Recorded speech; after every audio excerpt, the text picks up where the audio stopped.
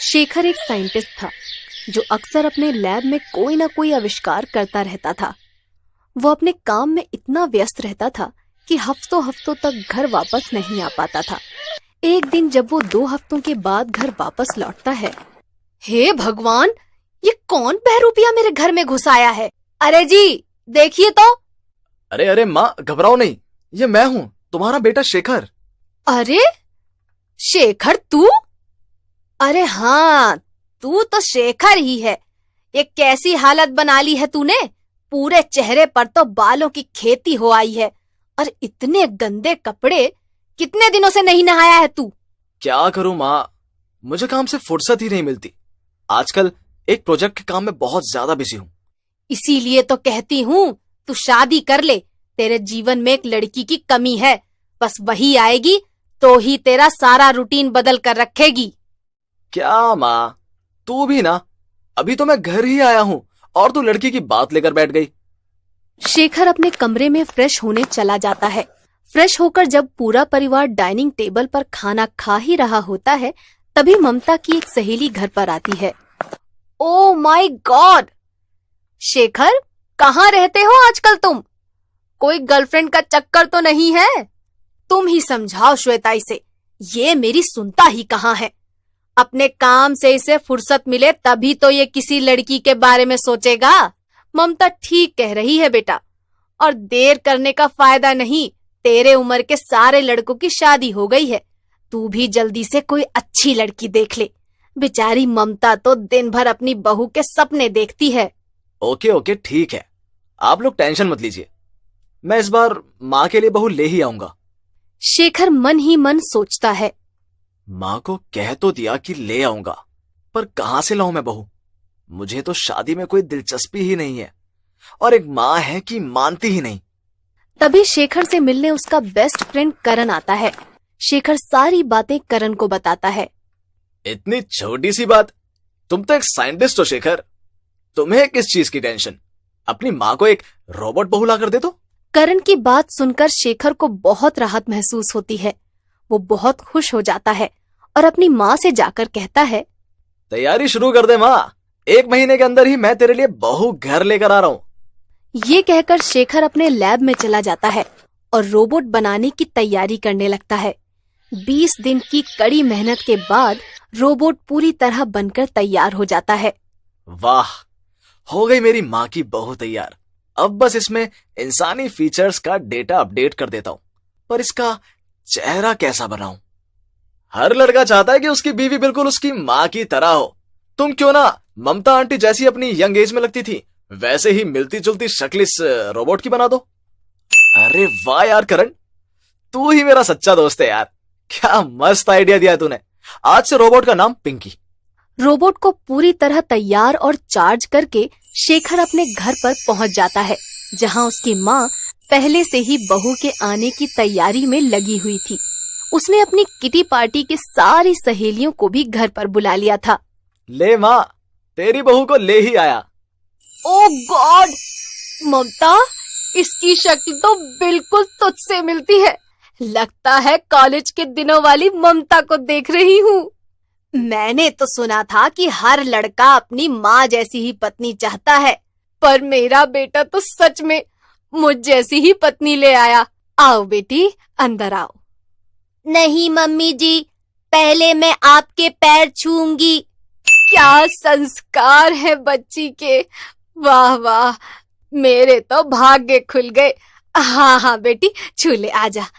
इसी दिन का तो मुझे इंतजार था।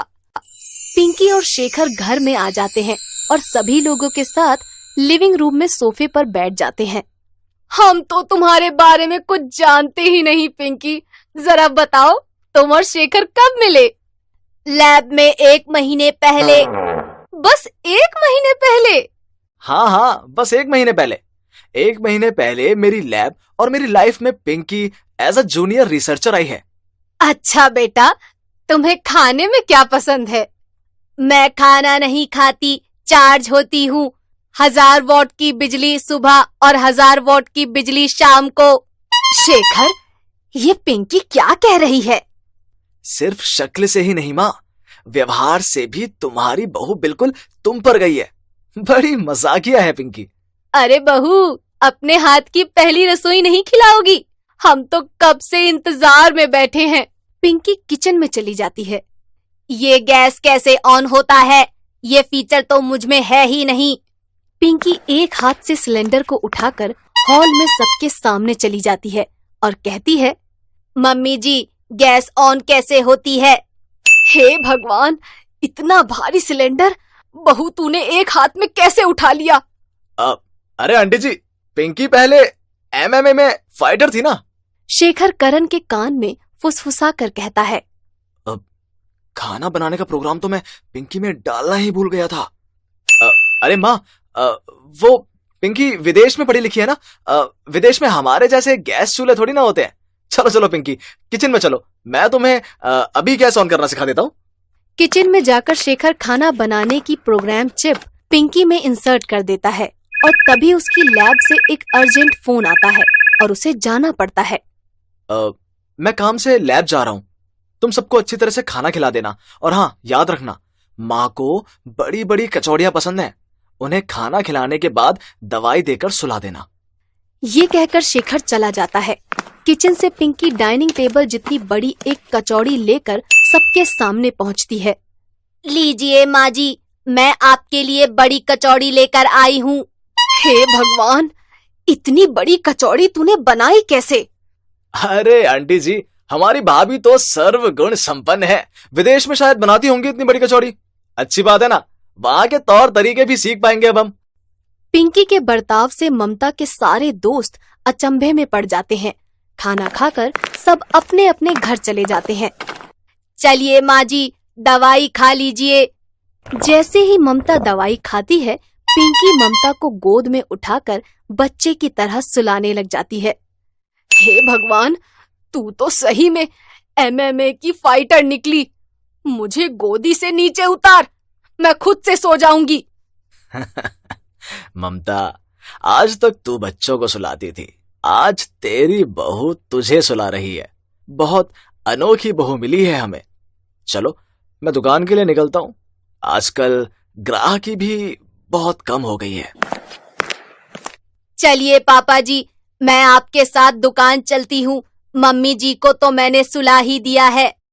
पिंकी सुरेश के साथ दुकान चली जाती है और सारे खड़े मसालों को पैकेट में भर देती है और दुकान को अच्छी तरह साफ कर देती है। इतनी जल्दी इतना सारा काम होता देखकर सुरेश हक्का बक्का रह जाता है। इसके बाद पिंकी दुकान के बाहर खड़ी होकर आवाज लगाती है, सबसे साफ सबसे शुद्ध मसाले आइए हमारी दुकान में पाइए, ले जाइए मसाले। हे भगवान, ये बहू क्या कर रही है? पिंकी की आवाज सुनकर आसपास के लोग दुकान पर आते हैं और दुकान के मसाले खरीदते हैं। सुरेश पिंकी से बहुत खुश होता है। इसके बाद वो घर वापस आ जाती है और घर के सारे काम पूरे कर देती है। तभी ममता उठकर कमरे से बाहर आती है। अरे, मेरे सोते सोते तूने इतने सारे काम कर भी दिए। धीरे धीरे पिंकी सबके साथ घुल मिल जाती है और सबका मन लगा देती है। सुरेश की ग्राहकी बढ़ाने में मदद करती है और घर के काम भी करती है। पिंकी के भोलेपन के कारण आसपास के लोग भी उसे बहुत प्यार करने लगते हैं। ऐसे ही एक दिन जब पूरा परिवार पिकनिक के लिए जा रहा था, रास्ते में शेखर की गाड़ी का टायर पंक्चर हो जाता है। आप लोग घबराइए मत, मैं 2 मिनट में टायर बदल कर आती हूँ। हाय रे, मेरी प्यारी पिंकी को किसी की नजर ना लगे। पिंकी के गाड़ी से उतरने के पहले ही गाड़ी के शीशों पर कोई अंडे फेंकना शुरू कर देता है, जिसके कारण किसी को बाहर का कुछ भी दिखाई नहीं देता और अचानक ही गोली चलने की आवाज सुनाई देती है। एक डाकू उनकी गाड़ी का दरवाजा खोलता है। बाहर निकलो, जिसके पास जो जो सामान है मेरे सामने रखो, वरना तुम लोगों की खोपड़ी खोल दूंगा। नहीं नहीं, हमारे पास कुछ भी नहीं है, हमें जाने दो। अगर चाहिए तो ये गाड़ी रख लो। ये गले का हार, कान की बाली, चूड़ियां, सारी चीजें उतार और अपने बैंक की डिटेल बता, चल। ये कहकर डाकू ममता को एक थप्पड़ मारता है और ममता जमीन पर गिर जाती है। मैं तुम्हें छोड़ूंगा नहीं। तुमने मेरी माँ पर हाथ कैसे उठाया? दो डाकू शेखर को दोनों तरफ से पकड़ लेते हैं और उसके सिर पर बंदूक तान देते हैं। पिंकी, पिंकी हमें बचाओ, ये मेरा कमांड है। पिंकी हवा की तरह गोल गोल घूमती है और सारे डाकुओं से बंदूक छीन लेती है और उन्हें बांध देती है। शेखर तब तक पुलिस वालों को फोन कर देता है। तभी पीछे से एक डाकू एक हथौड़ा लेकर पिंकी के कंधे पर मारता है। पिंकी का हाथ अलग होकर जमीन पर गिर पड़ता है और उसके सिस्टम का एक वायर लूज हो जाता है और वो जमीन पर गिर पड़ती है। कमांड पूरा नहीं हो पाया, sorry sir, I need repayment. फौरन पुलिस मौकाए वारदात पर पहुंचती है और गुंडों को पकड़कर ले जाती है। इस हादसे के कारण पिंकी की सच्चाई सबके सामने आ जाती है। सब वापस घर आ जाते हैं। अब सच्चाई आप लोगों के सामने आ ही चुकी है तो ये नाटक करने का और फायदा नहीं। मैं पिंकी को हमेशा हमेशा के लिए डिसमेंटल कर देता हूं। भले ही वो बच्ची एक रोबोट थी, पर कभी ऐसा महसूस ही नहीं हुआ। वो नहीं रहेगी तो घर सूना हो जाएगा। पर सच्चाई जानने के बाद शायद अब उसका इस्तेमाल करना भी गलत होगा। शेखर पिंकी को डिसमेंटल